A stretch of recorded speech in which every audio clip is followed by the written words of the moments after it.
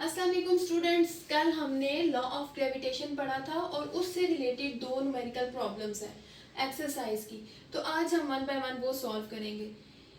मैंने क्वेश्चन के according diagram draw कर ली है जिसमें हमारे पास हैं to spheres each of mass 1000 kg। m1 भी हमारा 1000 kg होगा और m2 भी 1000 kg होगा और इनके दरमियान जो डिस्टेंस है, इनके सेंटर्स जो हैं वो हाफ मीटर मीन 0.5 मीटर इनके दरमियान डिस्टेंस है। और हमने फाइंड करना है gravitational force of attraction. Formula है हमारे पास F is equal to G m1 m2 over D square. जैसे कि मैंने आपको बताया था कि G की वैल्यू आपको जुबानी याद होनी चाहिए। वैल्यूज पुट करेंगे। G की वैल्यू है 6.673 मल्टीप्लाई बाई 10 की पावर -11 इंटू 1000 इंटू। जब हम वैल्यूज पुट करेंगे, ये G की वैल्यू है और ये दोनों मैसेज हैं।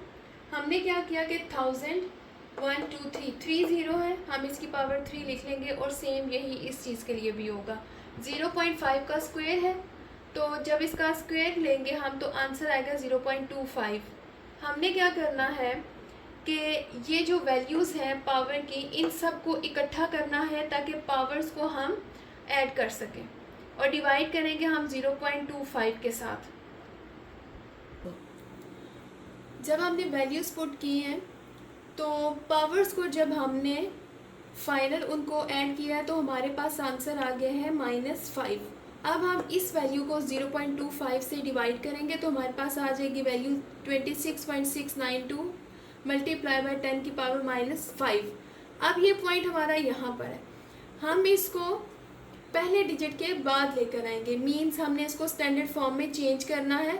तो चूँकि हम 1 डिजिट इस तरफ लेकर आए हैं पॉइंट, यानी पॉइंट और जहाँ पर हमने ऐड करना है नया पॉइंट लगाना है, इसको स्टैंडर्ड फॉर्म में चेंज करने के लिए तो दरमियान में 1 डिजिट है। तो हमने इस साइड पर 8 + 1 10 की पावर +1 ऐड कर लेना है, जो आप लोगों ने साइंटिफिक नोटेशन में सीखा है।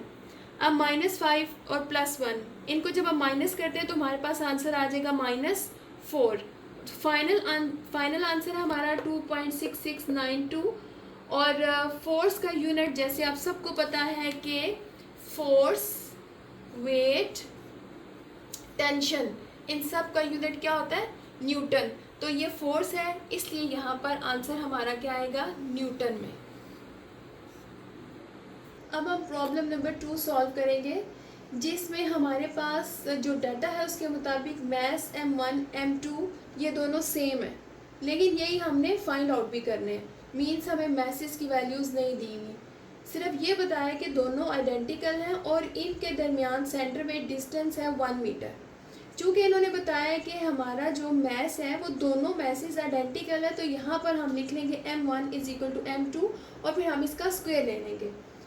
F की वैल्यू बताई हुई है 0.006673 न्यूटन।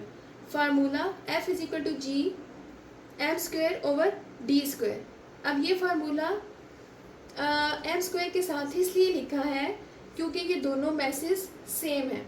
हमने चूँकि m² यहाँ पर फाइंड करना है, हम m² को साइड पर ले आएंगे और F और D आपस में मल्टीप्लाई हो जाएगा। इधर G m से मल्टीप्लाई हो रहा है तो फिर ये डिवाइड होगा इक्वल की दूसरी साइड पे जाके। m² लिखा हमने, f और d को मल्टीप्लाई किया और g मल्टीप्लाई हो रहा था, यहाँ आकर डिवाइड हो जाएगा। ये हमने वैल्यूज पुट किए 0.00673 मल्टीप्लाई बाय d की वैल्यू 1 थी, 1 का हम ले लेंगे स्क्वायर जो कि 1 ही होता है।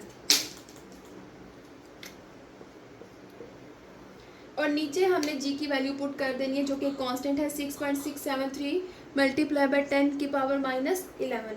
वैल्यू पुट करने के बाद हमने क्या करना है कि हमारी नीचे वाली वैल्यू पावर में है तो हमने ऊपर वाली वैल्यू को भी अपनी आसानी के लिए, ताकि हम इसे सॉल्व कर सके, पावर में कन्वर्ट करेंगे। हमने उसे स्टैंडर्ड फॉर्म में कन्वर्ट करना है तो हमने पहले नॉन ज़ीरो डिजिट मीन 6 के बाद हमने पॉइंट लगाना है।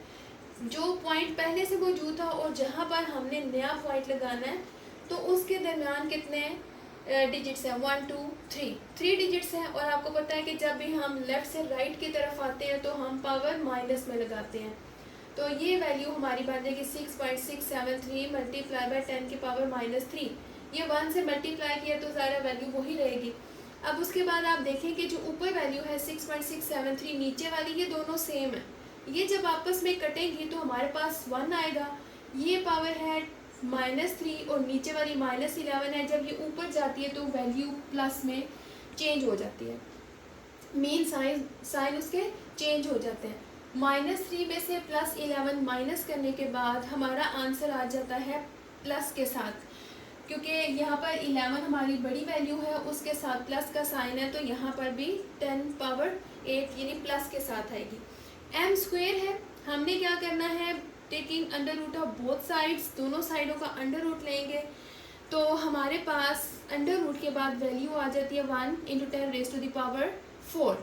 तो आप इसे अगर खोल के लिखते हैं 10⁻⁴ का मतलब है कि हमारे पास 4 जीरोज होंगे 1 के आगे, मीन्स ये हो जाता है 10,000 kg। ये वेट कितना होगा, 10,000 kg। चूँकि दोनों मैसेज सेम थे इसलिए हम लास्ट में आंसर के टाइम पे लिखेंगे m1 = m2 = 10,000 kg, मीन्स दोनों मैसेज आइडेंटिकल थे और ये सेम आंसर आया। आपने क्या करना है कि इन न्यूमेरिकल्स की प्रैक्टिस करनी है। ये दोनों एक्सरसाइज के न्यूमेरिकल्स हैं। जिस वक्त आप ये वीडियो देखेंगे तो साथ साथ आपने अपनी कॉपी भी रखनी है और रफ कॉपी पे इसकी प्रैक्टिस करनी है। नेक्स्ट वीडियो तक के लिए मैं आपसे इजाज़त चाहती हूँ और उम्मीद करती हूँ कि आप अपने घर में रह के इनको अच्छे तरीके से याद भी करेंगे और पढ़ेंगे भी, और अगर आपको कोई पॉइंट समझ नहीं आता तो आप वीडियो को दोबारा देखेंगे। अल्लाह हाफिज़।